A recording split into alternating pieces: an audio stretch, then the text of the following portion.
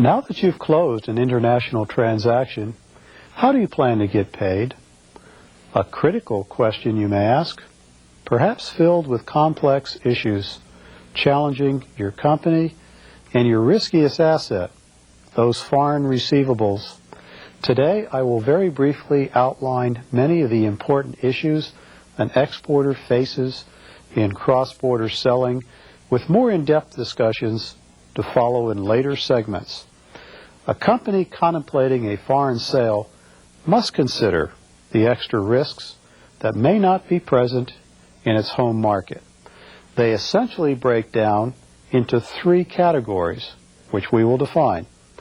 A sale abroad may incur some special risks, referred to as political risks, associated with the unique dynamics of that country.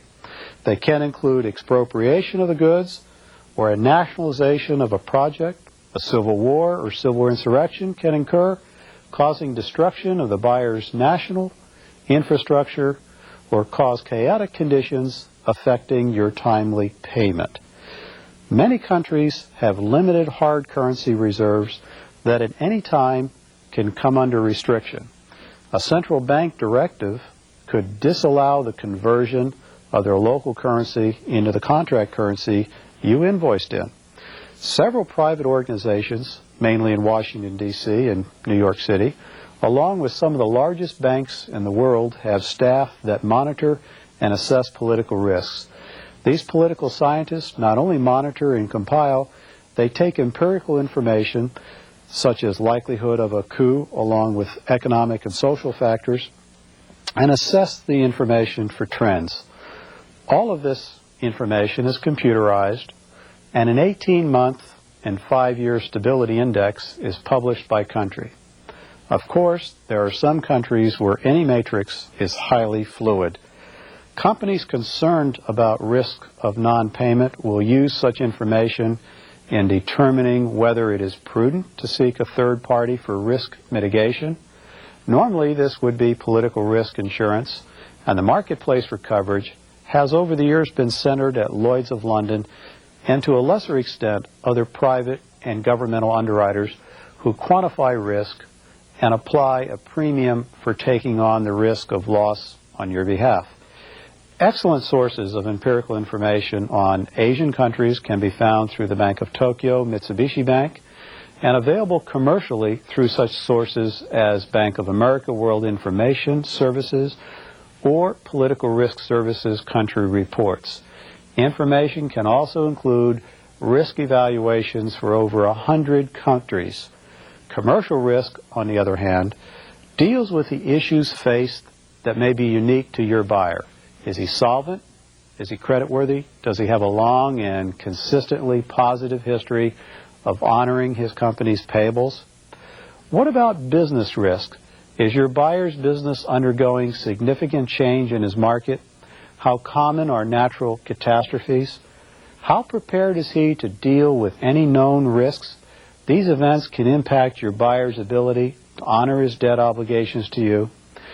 Your international bank is a great starting point to obtain professional advice on payment structures and options, as well as empirical information on your foreign buyer and his bank. However, it is most important for you, the supplier, to have taken stock of your company's appetite for risk and to have established a corporate credit policy. Among other things, this will lay out what buyers get credit, under what terms, and what, if any, will be the approval process in granting exceptions in your credit policy. As the first two payment terms, open accounts and prepayment, are self-explanatory for the purpose of our brief discussion today, we will focus on documentary collections and letters of credit. A collection can either be clean, without accompanying shipment documents, or documentary, which could be on a documents against payment basis, DP, or documents against acceptance. Documents against payment would call for payment to be made by the buyer through his bank upon release of shipping documents to him. This is simultaneous. However, there are certain risks borne by the exporter here. What if the buyer fails to respond to the bank's request to appear at the counters of the bank to make payment? Often the buyer can play games in attempting to apply force to the supplier to discount the shipment invoices now that goods are sitting in a local warehouse incurring additional costs to the supplier. DA collection terms can cause the supplier to take further risks now caused by the buyer picking up the documents and promising to pay in the future as per your agreement with him. In neither collection term has either of the banks involved, nor the importers nor the exporters bank committed to pay. In fact, the only obligation undertaken by the buyer's bank is to follow the exporter's written instructions as per your cover letter. A direct collection bypasses the exporter's bank and remits the documents directly to the importer's bank. Although this reduces costs by eliminating his own bank's charges, the exporter has no local assistance or follow-up to any issues that may arise. In summary, any form of collection can be appropriate, but only if the supplier knows the buyer and is absolutely confident of payment. Otherwise, this form of payment can result in extra unintended costs or even non-payment. For illustrative purposes, let's look at a diagram of a collection cycle before we leave this topic. Goods are shipped to the buyer. Documents are remitted by the exporter to his bank, and from there to the importer's bank, and if a document against payment, and if all has gone well, payment will be debited from his account and forwarded to the remitting bank for credit to the supplier's account. In most international sales, the preferred method of payment is a documentary letter of credit. Why do you think that's the case? Many believe a letter of credit is an absolute guarantee of payment. It is not. It is a commitment to pay by the importer's bank if all evidence of performance has been met as defined by the letter of credit and properly shown by the shipping documents presented. Does your exporter have to have an amount of cash in his bank equal to the letter of credit amount? In most countries, the answer is no. This is truly an extension of credit by the buyer's bank and on their customer's behalf to you, the exporter, and beneficiary to the letter of credit. If your buyer is not creditworthy, he will probably find it impossible to obtain a letter of credit. Often, the reluctance to provide you with one can be because of this problem. However, once a letter of credit is issued, the following points are very important. As a bank instrument, a letter of credit replaces a buyer's promise to pay with a foreign bank's commitment. All such obligations are subject to Uniform Customs and Practices 500. These rules governing the global administration of letters of credit were drafted in 1926 and adopted in 1933. The purpose was to clearly define what was an acceptable document at presentation, therefore obligating the issuing bank to honor its letter of credit commitment. All payments under a letter of credit will always be judged by these 49 articles adopted by banks in 160 countries. Here is how a transaction under a letter of credit could be represented. Please focus on the flow of documents and the interrelationship with the flow of money under this type of payment. Once goods are shipped, documents must be presented to the negotiating bank for examination and hopefully payment. Under a documentary letter of credit, what documents must a beneficiary present in order to secure payment? Let's take a look at those documents typically called for in a letter of credit. First, most documents must have to be originals. This is to avoid a discrepancy. A draft is presented either drawn on the issuing bank or the advising bank for payment, usually at sight of documents. At minimum, a commercial invoice, bill of lading, and packing list will be presented, thereby evidencing that the supplier has shipped as per the letter of credit conditions. Some buyers will call for an inspection provided by the seller or by the buyer or a third party engaged by the buyer. Caution: in all cases, any inspection must be performed at supplier's location, not at the buyer's location, properly causing the issuance of a required certification prior to shipment. As a banker, we are often asked whether a confirmation should be obtained on a particular letter of credit. Let's examine why a confirmation may be appropriate. First, a confirmation engages both banks and transfers the risk of non-payment from the country of the issuing bank to that of the confirming bank, preferably a local bank acceptable to the supplier. In addition to the reduction of risk for non-payment, a confirmation provides that the supplier's documents, if conforming to this letter of credit, will speed payment by effecting payment from the advising bank. One potential issue that an exporter must keep in mind is that there will be a cost for confirmation, and the exporter should decide which party will pay this cost. This could be a point for negotiation.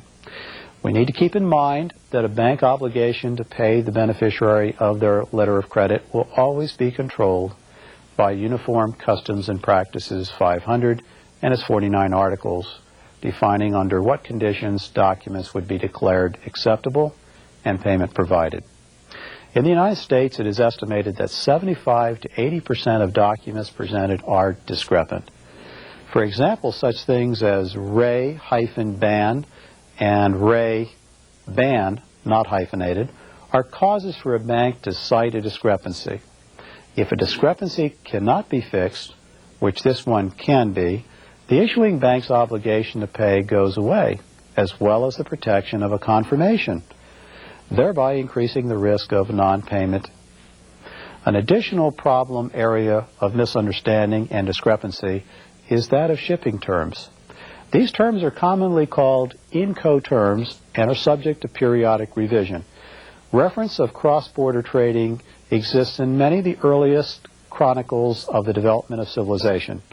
From the beginning, there has been a need to establish a common set of rules to govern the basic buy-sell transaction. Current Incoterms specify which party has responsibility for the cargo and at what point that responsibility transfers from the seller to the buyer. Incoterms further define seller costs and buyer costs. It would be extremely difficult for buyer and seller to, in simple words, universally understand a price quotation of $127,928 without adding FOB Port of Valparaiso. With the Incoterms of FOB, the buyer understands that the Chilean seller will pay all transportation and insurance costs to that named port and will include the cost of loading on board the vessel. Alternatively, the buyer will incur costs once goods are loaded on board to his final destination. Let's take a look at some other terms commonly used and find out what they mean. Ex works, named place, intends that the seller will provide goods according to conditions of contract for sale at some point within his premises, or accordingly, the transfer of risk takes place usually at the seller's warehouse. A word of caution, although this term is simplest for the exporter, it may not be for the buyer, who must arrange transportation and establish cargo insurance on his own and might not have the sophistication necessary to do so cost effectively. FAS refers to free alongside ship, named point of shipment. This term is similar to FOB, however, the quoted price includes costs incurred to the vessel but not loaded on board the vessel as FOB includes. Lastly, I've chosen to highlight one more of the numerous possible choices under Incoterms, and that is DAF, or delivered at the frontier, named place. This term is commonly used for deliveries at the border between the United States and Mexico. Here the seller fulfills delivery responsibility when goods are available at named point on frontier and is often used for transactions between adjoining countries. Export clearance fees and carriage costs up to the named point are for the account of the seller. The buyer intends to accept delivery at the named frontier and pay costs beyond this point. Unloading of conveyance at frontier, if required, is at the cost and expense of the buyer. The risk of loss or damage remains with the seller until merchandise is transferred at DAF point of delivery. In summary, Incoterms exist not only to effect a speedy payment under your letter of credit, but they also define transfer points of risks and costs associated with your shipment. This brief program has been intended to prepare you for several of the primary issues that you, the exporter, will need in getting your company ready to get paid for business you will do abroad. I hope you have found it useful and will be with us as we provide more in-depth coverage on these and other related issues in subsequent programs. Thank you. Thank you, Mr. Rossi. Let us begin the second question and answer session. And to begin, we have a fax from General Motors of Brazil in Sao Paulo. And the question is as follows.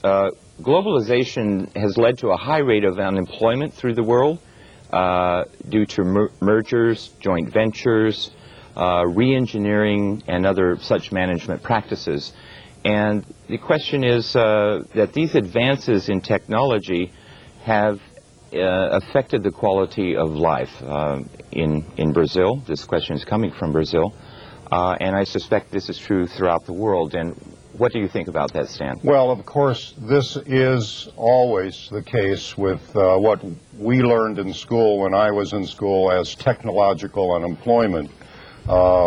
Job loss is the primary, to look at the negative side of the question, way that a life would be affected in specific areas or regions of the country, of a country. But these negative aspects of globalization usually are short-lived. They are short-term.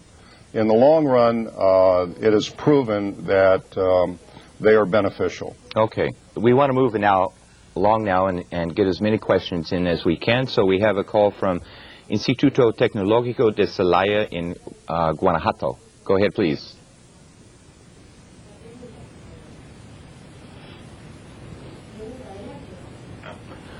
Escuchamos.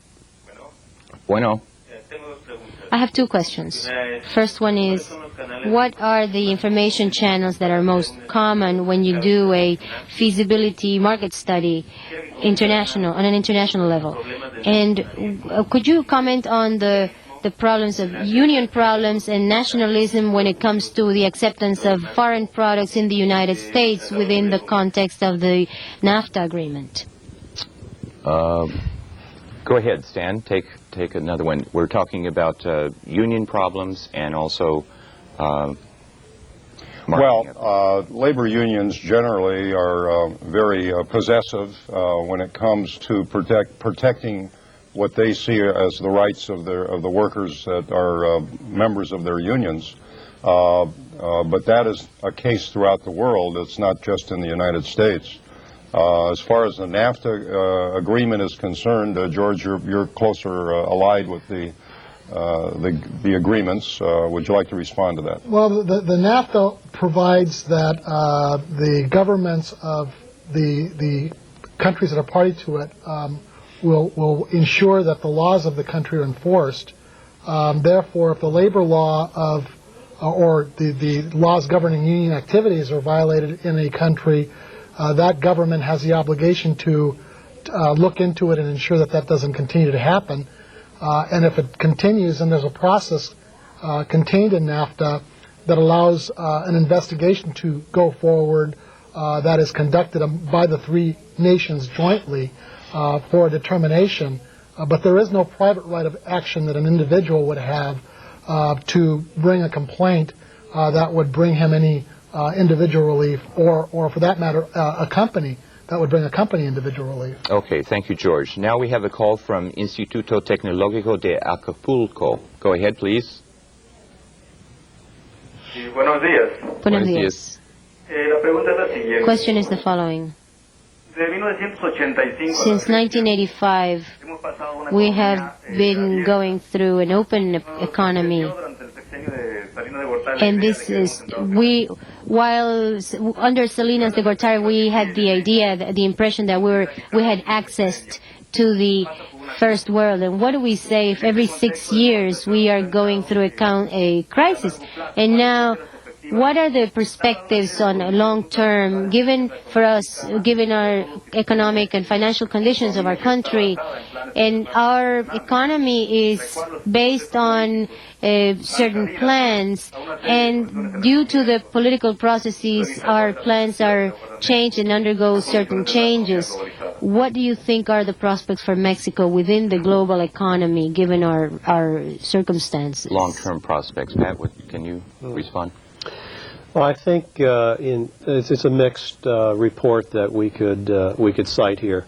I think from a stabilization standpoint, Mexico's doing better. We, as a bank, are monitoring the country. We've got large credit lines in position, which I just alluded to minutes ago in our conversations with Mexican banks to support the companies that wish to purchase product from the United States and have benefit of very cheaply priced financing at LIBOR plus financing rates. So I think in that respect, to cite one, things are better today. There are certainly some social problems that have been a constant problem, but hopefully that will begin to be addressed.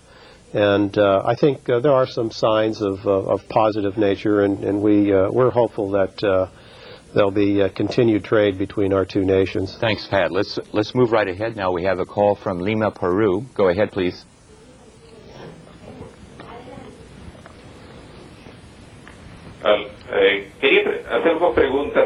I wanted to ask two questions with regard to the international agreements. What is the future of this abundance of multilateral, bilateral agreements, particularly Mercosur in South America and the NAFTA agreement? And how do we handle the asymmetry between the countries that sign these agreements? Okay, two issues. The abundance of agreements that are taking place and the fact of life of asymmetries.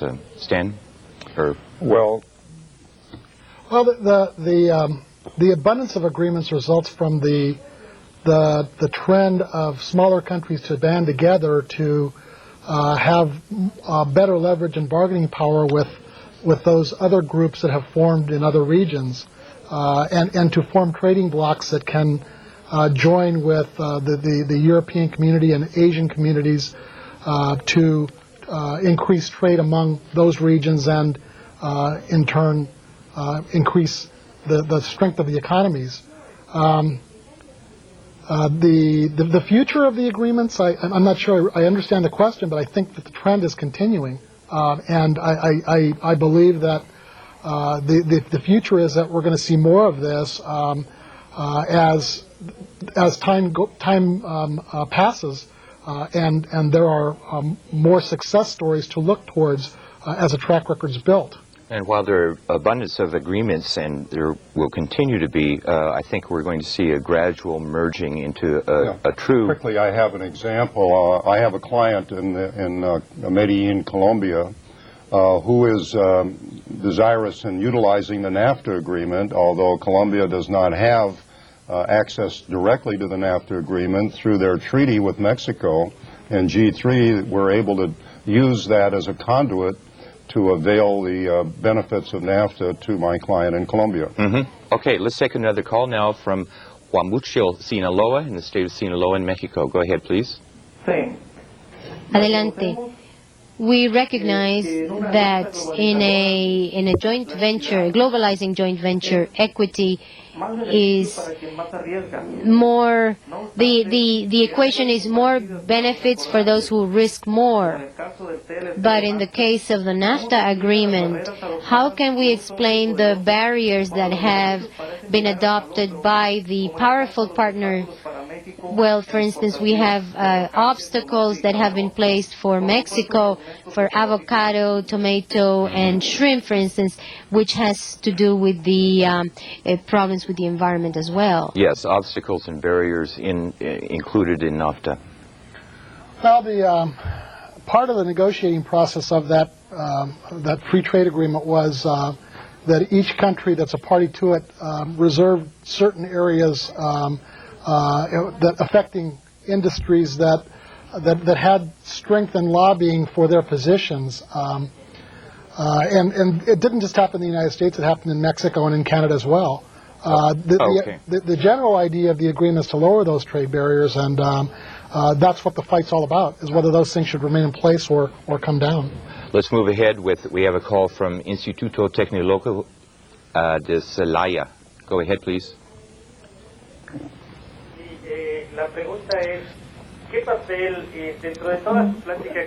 Within all your presentations, we haven't heard anything about the role of the government in two aspects. The tax and double taxing, for instance, in this exchange and trade, and then the monopolies that are still in place by the government enterprises, state-run enterprises. Could you please comment on that? George. Apart from the trade agreements, many countries have tax treaties that are in place to avoid double taxation. That is the case with Mexico and the United States, and many of the other countries that are parties to these trade agreements. That has been a concern, that there not be double taxation of companies that are looking to expand their businesses abroad. What was the second part of the question? I'm concentrating on that one. Let's go ahead and move ahead. We have another fax now, and basically this is coming from Universidad Tecnológica de Panamá, and it's for Mr. Schultz, and it has to do with segmented industries. Could you elaborate a little bit on, and I believe you used the example, basic shirts versus... I did. Use the example of designer shirts, and I used an example of shoes, as I remember footwear. Pat mentioned the shipbuilding industry, and there's another example of segmented industry. Finland, for example, has a very high labor cost and is one of the leading shipbuilders in the world. How can they compete in the shipbuilding industry against Korea, who is now having trouble with China because China is underselling Korea? And the answer is in specialization. Finland manufactures icebreakers, for example, ships that break ice, and highly technical ships that have highly technical navigational instruments and so forth. So there's another example of approaching a segment of the industry. Okay. Okay, thank you very much, Mr. Schultz, Mr. Gonzalez, Mr. Rossi. This has been a very interesting session, and I hope that it's been useful for all of our friends in Mexico and Latin America. We hope that you have enjoyed this video conference, and we will continue transmitting programs on the latest in management techniques and systems and global competitiveness. We invite you to participate on May 9th in our next program of our Strategies for Global Competitiveness series entitled Managing Change and Stress, the Keys to Excellence. We also hope you will join us on May 23rd for the first program in our International Conflict Management series entitled International Negotiation and Conflict, New Resolution Strategies and Techniques. For additional information on the International Training Center's programs, please consult your participant manuals in which you will find the dates and specific topics of this year's programs.